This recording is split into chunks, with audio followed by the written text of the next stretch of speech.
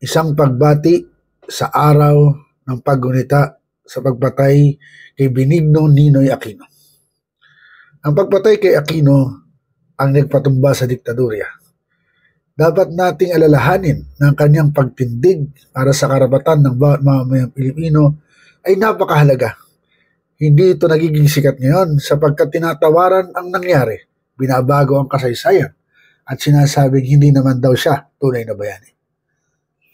Ano man ang mangyari, ano man ang sabihin ng iba, ang pinakamahalaga ay manindigan tayo sa kung ano ang tama at ano ang dapat.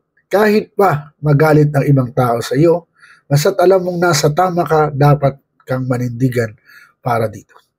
Sa araw na ito, ibalik natin ang ating tiwala sa ating mga sarili bilang mga Pilipino at ipaglaban natin ang karapatan ng ating bayan para sa isang magandang bukas na may dangal sa paglilingkod bayan, may tiwala sa pamahalaan, at tigilan na natin ang paglulukuhan na tayo ay walang kasalanan, lalo na sa mga nasa gobyerno. Panahon na para tayo maglingkod sa tao at sa bayan. Muli, isang mapagpalayang Ninoy Aquino Day sa inyo lahat.